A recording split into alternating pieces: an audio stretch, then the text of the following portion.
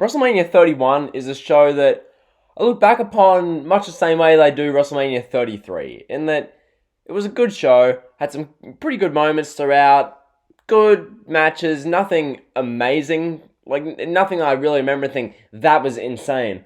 But when you watch the show like as a whole, there are a lot of stuff which it's watchable, it's good, but just not great. And that was my thing with WrestleMania 31. The main event with Brock and Roman was a good match. Could have been better, but it was a good match given who was in it. And then the ending with Rollins was good. The same with WrestleMania 33 in that regard. Great finish. So with 33, it was Undertaker's like retirement, or so we thought. 31, it was Rollins holding the title, and everyone was gassed about that. WrestleMania 31, we got the opening ladder match, which was really good. I was a big fan of that ladder match. We got Triple H and Sting, which I would not have booked. I would have done Undertaker and Sting myself, but Triple H and Sting, that was cool. Lots of nostalgia in there. Randy Orton and Seth Rollins, that was a fun match with a great finish. Cena and Rusev, not the greatest match, but Rusev came out in a tank and Cena won, so fine. And then the other stuff on the show with Undertaker and Wyatt, it wasn't a bad show. There was stuff which on this show which I thought was good, stuff which wasn't the best, but on the whole, WrestleMania 31, definitely, much worse than WrestleMania, worse than WrestleMania 30, much better than WrestleMania 32. So, this show, it's just a alright to good WrestleMania. As far as trying to grade WrestleManias, I'm really giving these shows, I'm not just being a hype beast about these shows. I'm not just going to give every show a B just because it's WrestleMania. I'm trying to be good with these grades. So WrestleMania 32, I gave that a D. I gave 33 a C plus, I believe. 34, I gave that a C minus. 35, I gave a B. So basically, these shows, I'm trying to be honest with the ratings. Without further ado, I'll just get into this show. Perhaps the thing with this show as well, it was where it was in Santa Clara, California, or however they said it, was that the only match where it was dark was the main event. Everything else, it was daytime. So I had this weird feel to it, this show. Anyway, we open this show with a good little thing. We get Aloe Black singing America's Beautiful, which is pretty good. The opening package, it's relatively unique. It's just LL Cool J talking about different generations of WrestleMania. So we open the ladder match, the Intercontinental Championship. Bad News Barrett defending his Intercontinental title against Daniel Bryan, Dolph Ziggler, Dean Ambrose, Luke Harper, and R-Truth and Stardust. This was definitely a better ladder match than what they did at 32 a year later. Bryan came out first. I really rated his ring gear. Thought it was pretty cool. I think having him come out first was great because the big yes chant got going in the crowd. That was really good. Barrett comes out next with some UK flags on his trunks, whatever. Dolph Ziggler came out. Stardust came down. Harper, Truth, Ambrose, whatnot. Some of this match's best spots include Ambrose doing an elbow drop off the top of a ladder onto everybody, which I didn't like how they did that, but they had all the guys just standing around. I don't like how they do that, where it looks really really fake and just move. You can, just move. But anyway, they had all the guys standing there, and then Ambrose hit the elbow drop off the top of the ladder, so that was cool. We had Stardust pull out this special polka dot or diamond covered ladder, which was cool. It was something different, gave this match something, different element to it. Bad News Barrett suplex Stardust from the top of the ladder. We got Harper doing a wicked powerbomb to Dean Ambrose to send him from the inside of the ring to the outside of the ring through a ladder. So Luke Harper, he got so misused in the company. He was he was so great. Brody Lee, he's gonna do bits in AEW. So yeah, that was a great spot with Ambrose, which those two guys are going to feud, which I thought was pretty cool. Ziggler hit a zigzag to Harper off the top of the ladder. So that was cool. I like that. The match itself was really good. I was entertained by it. It was better than the ladder match they did to open WrestleMania 32. It was better than the ladder match they did for the tag titles at 33. Just really happy with this match. I thought it was good. They went with the right choice for the winner. They had Daniel Bryan end up winning the Intercontinental Championship. So the ending itself saw Ziggler and Bryan at the top of the ladder, punching and headbutting away on one another. The Smarks were just... They couldn't contain themselves here. Their two heroes are on the top of the ladder hitting each other. Eventually, Bryan knocks Ziggler off the top of the ladder. Bryan unhooks the Intercontinental Championship, so your new Intercontinental Champion, Daniel Bryan. I gave this match 3 3/4 stars. I thought it was really entertaining. I like what they went with here. Daniel Bryan afterwards is standing on top of the ladder doing a big yes chant as he held the Intercontinental title. Really like that visual. Good way to open WrestleMania 31. I thought anytime you have a babyface win a big multi-man match to open a WrestleMania, that's the way you should be doing it. So I think that was pretty good. From here we go to the next match, Randy Orton versus Seth Rollins. This I really liked as like a second on the card match. I thought this is perfect placement here. I thought J&J Security, so Joey Mercury, Jamie Noble, I never liked them with Rollins. They're supposed to be haters, but they just killed the legitimacy of Rollins. So the video package for this went over the storyline where Randy Orton was being declared the future of the WWE like 10 years before this. Then they go into Seth Rollins becoming the new priority of the authority. So Rollins is like Rollins is the future, he's the now, whatever. Then they go into Orton returning on November 3rd, 2014's Raw show before turning on the authority. Seth Rollins comes out with his yellow lines all over his gear. So it's black gear with yellow lines all over it. Looked really cool. Randy Orton came out next with some red trunks. I think the red trunks suit Randy Orton. Of all the gear Orton has, I hate when Orton just has the black and then there's purple or green trims. I think Orton, the best gear Orton wears is when it's red or one color. Anyway, this is totally off topic. Regardless, the match itself, personally, I was really entertained by. I thought it was a pretty good match. These two guys work well here. I thought it was around what I expected from these two. As I said, I like the placing of this match. J&J got involved a little bit, but not too much.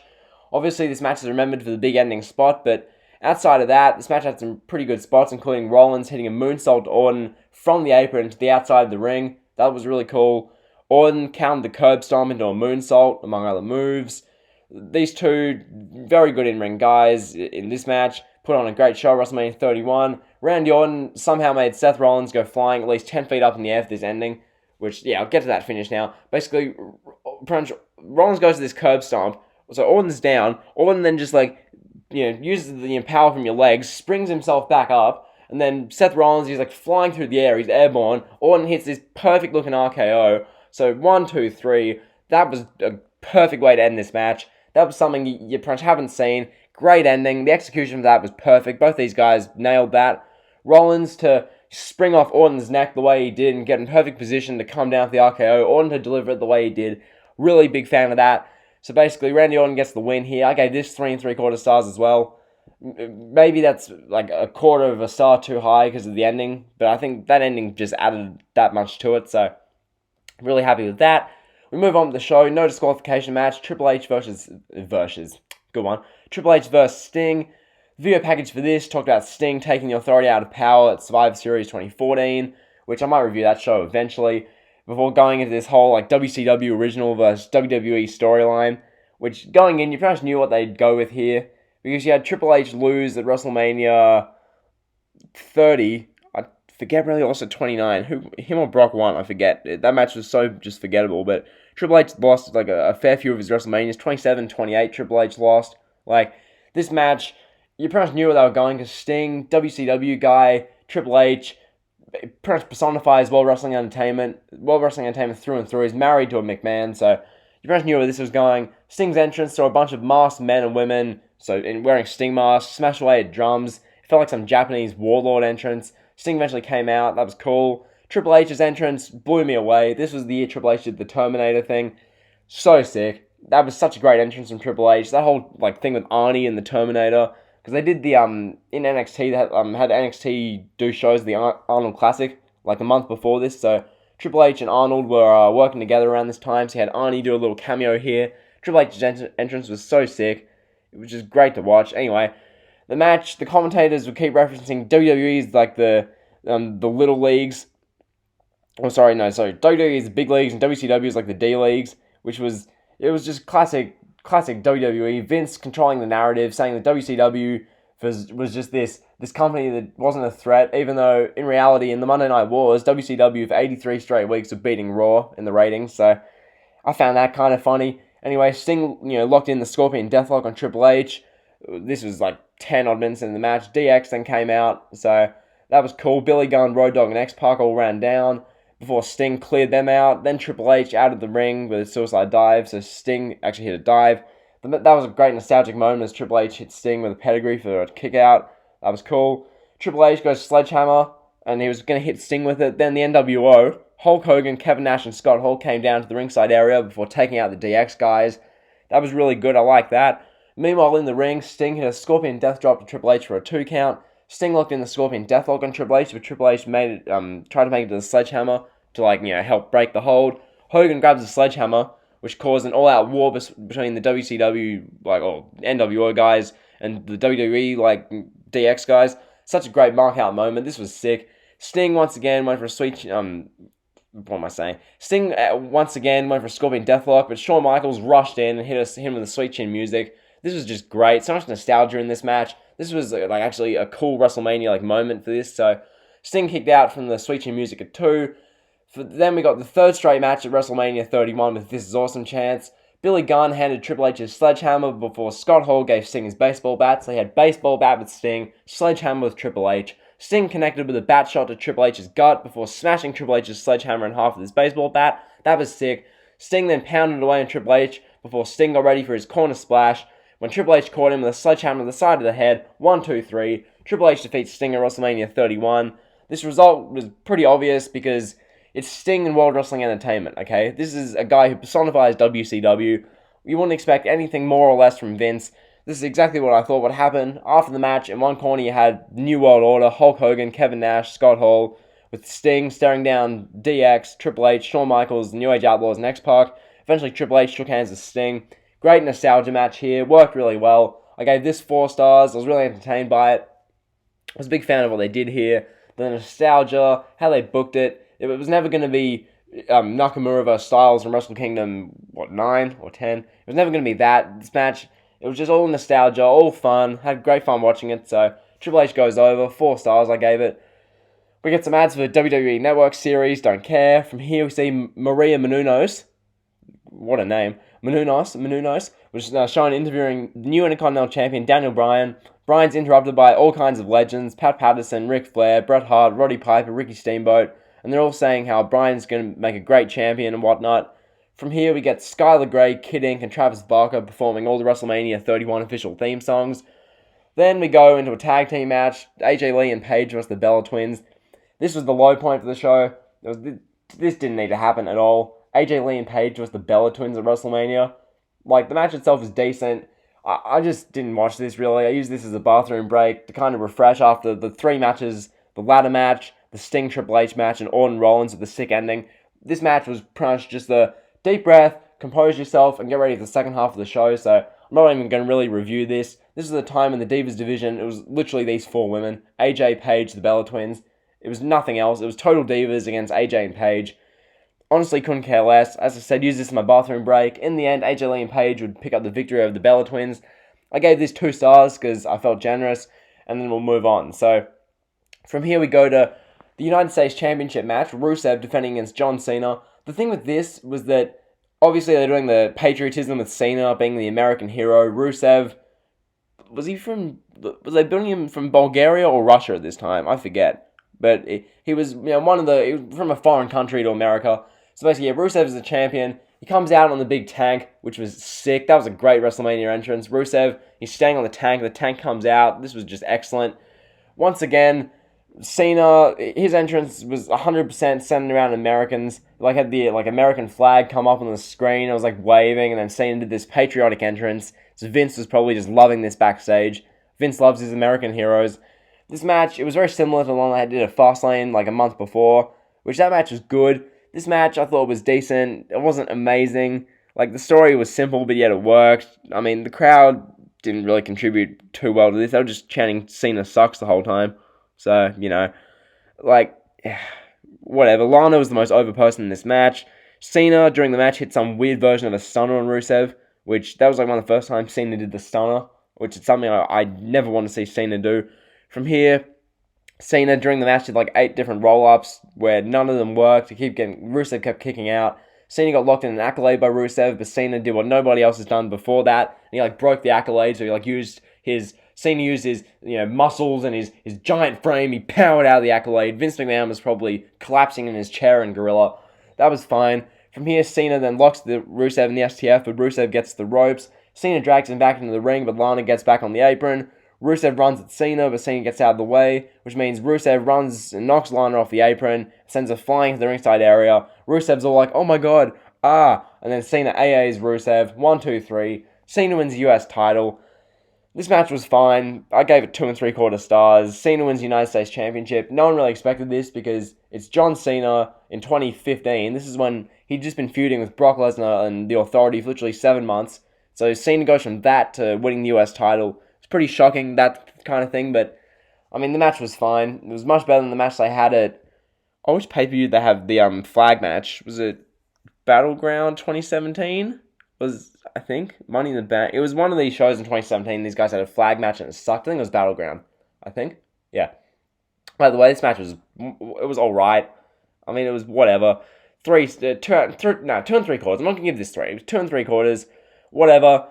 So up to this point in the show, pretty much, my review up to this point is that the first 3 matches were really good. So the first hour and a half just about WrestleMania was entertaining, and I was enjoyed it. And then they did the Divas match, couldn't care less. Cena Rusev wasn't great. That was alright, mediocre, quite average. So from here, we move on to the show. We see the kickoff panel analysing the events from earlier on in the night, where they did the second annual Andre the Giant Memorial Battle Royal, which the Big Show won, which is fair enough. The Big Show is always going to win the Andre the Giant Memorial Battle Royal. Given all the comparisons, Paul White's drawn to the Big Show. It makes sense. Big Show threw out Mizdow to win that, so whatever. And then they did the Fatal 4-Way Tag Team title match, which was won by Tyson Kidd and Cesaro. From here, we get an interesting little promo segment. So Triple H and Stephanie, that they came out okay, Triple H and Stephanie in the ring at WrestleMania. Did this really need to happen? We'd just seen Triple H for literally 35 minutes, and that match was Sting an hour and a bit before. But I guess you want to get Triple H on the show as much as you can. Have to get Stephanie on the show as well. Pretty much, they're cutting this promo. Then The Rock came out when Triple H said that the Authority owns the people. The Rock came out. Pretty much, they made this big thing with the attendance at WrestleMania 31, how it was 76,976, so whatever. Anyway, The Rock warned Triple H that either he can dress up like the Terminator again, or he can get a beating from The Rock. Rock tells Triple H that he left his balls in Stamford, Connecticut, which Stephanie comes back with. There would be no Rock without the McMahons. Okay. Anyway, Stephanie slaps Rock before telling him to get out of the ring. There are chants of Ronda Rousey, because Ronda's showing in the first row at ringside. And Rock then goes to ringside, looks at Ronda. They nod at each other. Rock gets Ronda over the barricade. So there's this big moment. The crowd's chanting for Ronda. At this time, she was the biggest thing in the UFC. This is before Conor McGregor was really a massive deal. So Ronda was the main face of the UFC. Pretty much, Ronda gets in the ring. Rock tells Stephanie that he never hit a woman, but he has a friend who happily will. So Stephanie proceeds to diss Ronda Rousey a bit before Ronda tells her to make her leave the ring. Rock tells Steph that the look on Rousey's face says, "Shut your mouth," repeat that. "Shut your mouth, or else she will pull your fallopian tubes out and play jump rope with them." Good stuff from The Rock there. So Ronda Rousey and The Rock then lay the smacketh down on Triple H and Stephanie, whilst JBL's pathetic heel commentary was just shouting. I can't do the JBL voice. It's just too. It's too it's just too good for me. But anyway, JBL was shouting, she should be sued for this and whatnot. This segment was pretty good. I enjoyed it. I mean, do we need to see Triple H and Stephanie on the show again? No, but it was fine for what it was. From here we get the two main events, which this is where I compare it to WrestleMania 33, because on paper, these matches, they're good, they're intriguing, but in real life they just weren't that great. They're both just good. That's the thing. So we went to Undertaker vs Bray Wyatt, the co-main event. Going into this show, I remember people saying that this could main event the show, purely because they want to have The Undertaker and Bray Wyatt compete in the dark.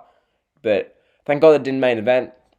At first I thought this was pretty weird, since they didn't play a promo package at all for this match, and it was the co-main event. Anyway, Wyatt's entrance summed up his character in and out with the mysterious and strange thing as he was abducted by zombies. It was a really weird Wyatt entrance at WrestleMania. Then The Undertaker made his big entrance. He did his 35-minute walk to the ring. My match review for this, it's not going to be overly in detail. This is just a match which didn't care. Bray Wyatt taking another loss at WrestleMania. He didn't really need this. It was pretty good for a Bray Wyatt match, but it wasn't that great to watch. Bray Wyatt matches usually aren't the best to watch when he was back at this version of himself. Undertaker looked like it was WrestleMania 20 all over again with how he looked, physically. It looked like WrestleMania 20 Undertaker almost. The match itself had some good moments, including some near falls, as well as Bray Wyatt kicking out of a tombstone piledriver at 2. The moment of the match for me, though, was when Wyatt was doing the spider walk. He gets in the corner, drops himself back, and then does the spider crawl. Then Undertaker sat up, which was a great photo op.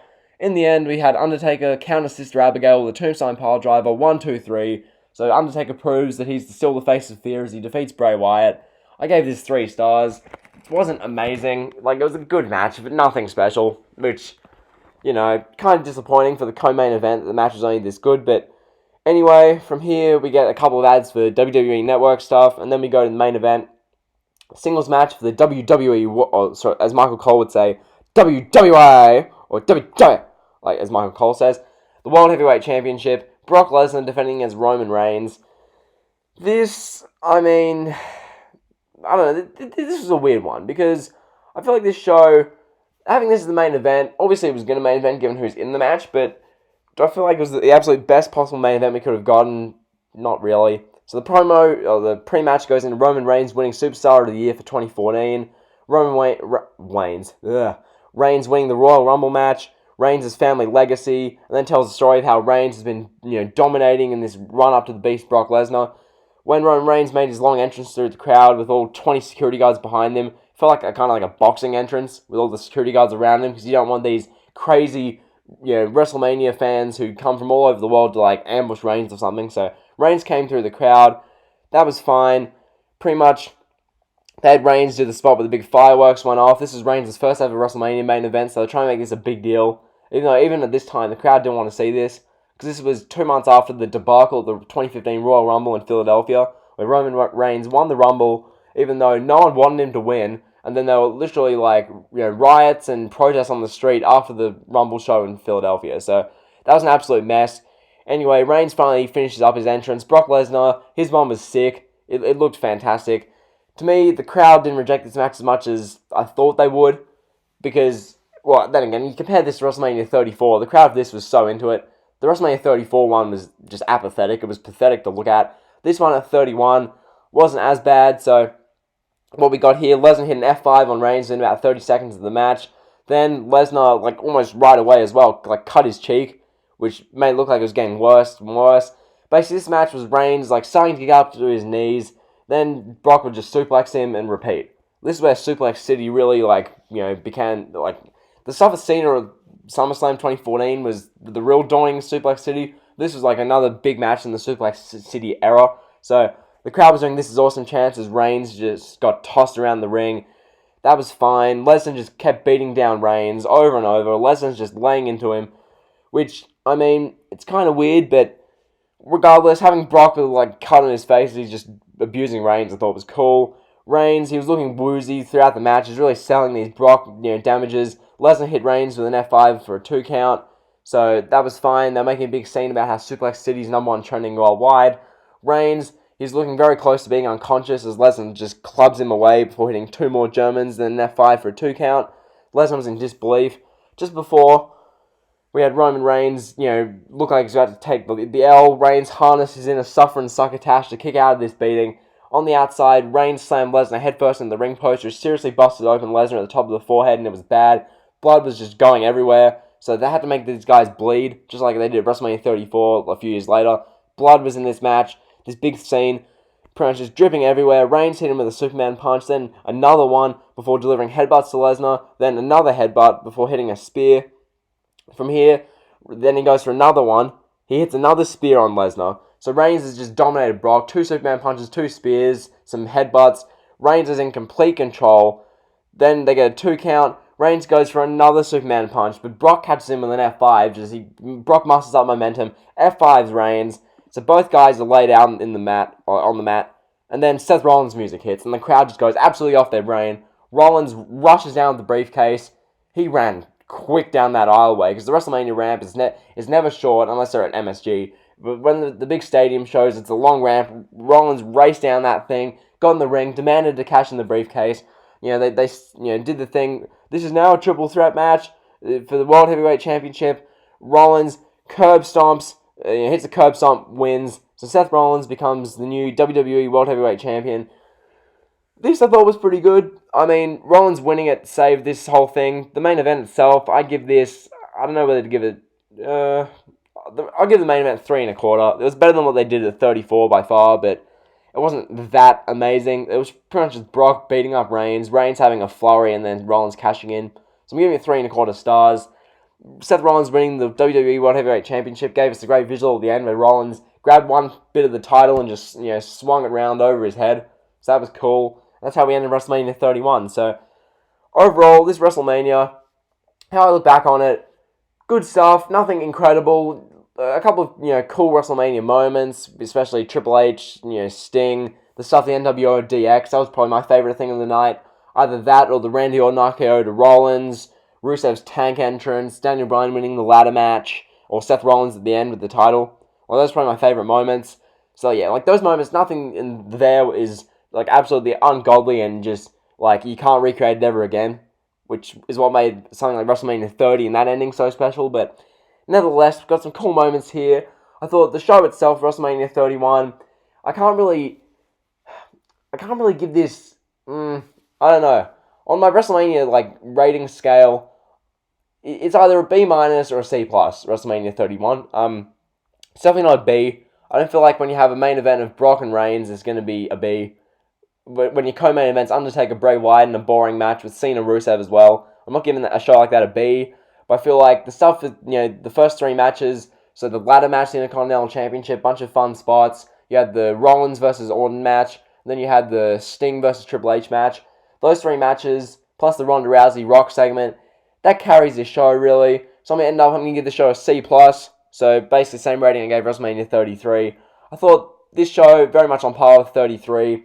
Good show, nothing amazing, some good moments, good matches, nothing incredible, but nothing absolutely awful. The main event didn't totally suck, so in that regard, I'm putting this at number, C+. It's not a number. What am I saying? If I had to give this a number, I'd give it probably 6 3/4. Same thing I gave 33. So yeah, I'm gonna get out of here. That's my WrestleMania 31 review. Hopefully you guys enjoyed. Be sure to like, comment, and sub. We're getting around WrestleMania 30 in the coming days. So yeah, see ya.